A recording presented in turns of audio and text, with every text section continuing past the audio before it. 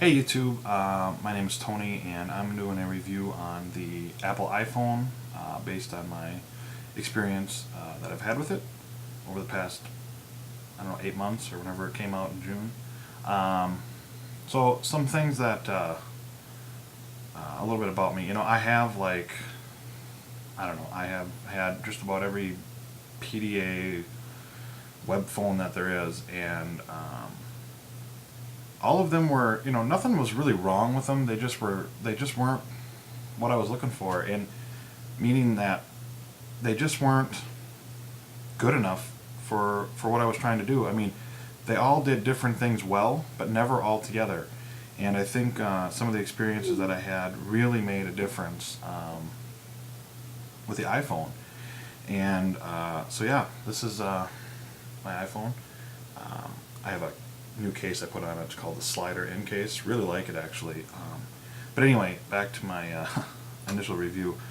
Some of the things that kind of just blew me away, and well, actually when I went to the Apple store to look at it, I actually couldn't even get close to them because there were so many people on the launch day. I ended up just buying one. And when when I got it activated and everything, we went out right away, and I was just blown away by the fact that I was able to go to like my blog, and I was able to easily view my blog and make I was easy. The biggest thing for me was able to just take it, read everything, very clear, clean.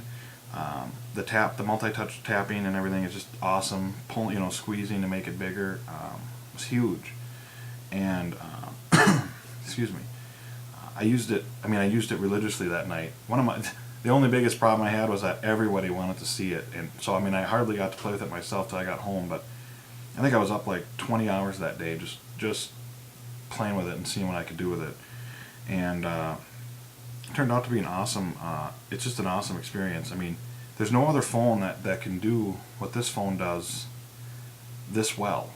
And I'm not like an Apple fanboy. I mean, I really like Apple, and I have an iMac, I have a MacBook, and I'm just not one of those die-hard. I actually program for PCs for a living, so it's not that. It's just I actually prefer Apple. I like the way how clean they are. I like their design, and I mean, the other thing was like, my 6700 from Sprint my battery life was like 4 hours, if that, and this phone is 8 hours, and it can't do nearly what this one can do. The biggest reasons why I was against getting it was actually the fact that I felt that I was going backwards. I mean, I waited and waited for the EVDO and the 3G to come out, and then I went backwards with the Edge, and the way that the phone is built and the Safari application, it actually is. It's actually faster. I mean, if I took 2 pages side by side, the iPhone will pull the entire full page the way it's meant to be seen and the way that it actually should be shown, versus like some dinky mobile version, and it's faster. So I mean, there are definitely. Don't get me wrong, I would definitely want a faster one, but I mean, it works great, and that experience is just huge. I mean, I'm not big on like all the web apps and stuff. I don't really use much of them. I occasionally have some of the chat programs and stuff, but it's not really. I don't know. I just don't really use it for that. I SMS way too much. I wait way too much for that. But anyway, the Safari is by far just an awesome application. Well, we'll go on to SMS. The SMS client on this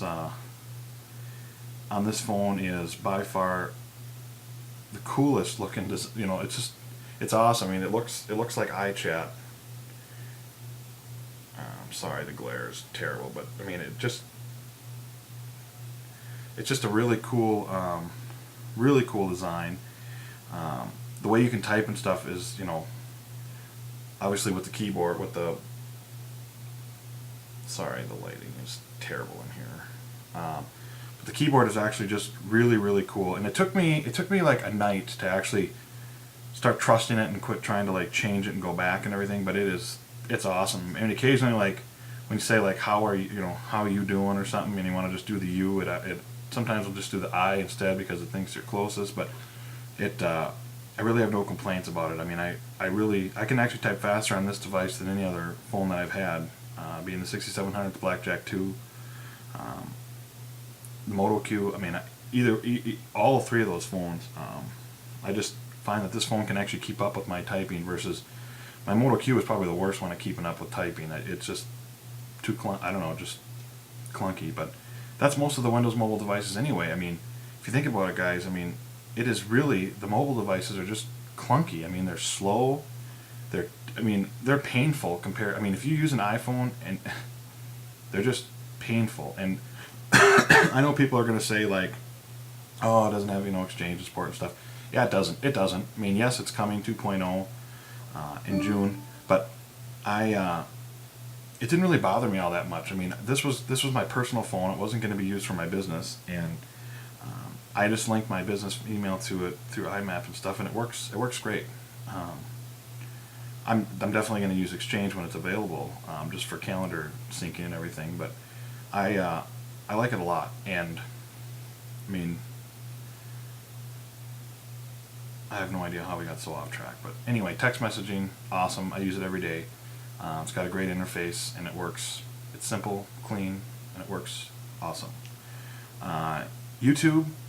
I never thought I would actually use this. I haven't really been a big YouTube guy until I started just watching tons of YouTube, and a lot of it is even like, I'll tell myself, I'm going to go to bed early tonight, I'm going to, so I go into bed and then before you know it, I have my iPhone out and I'm surfing YouTube, I'm checking email, I'm surfing the web, and hours have gone by and I don't even realize it. And the YouTube videos actually look, honestly, they look amazing. And we were comparing it the other night with a buddy over, and they look almost better, and it's only because the screen is smaller, but they look better on the iPhone than they do on like my iMac. And I don't know, it has a lot to do with probably the screen size and everything, but it's an amazing app.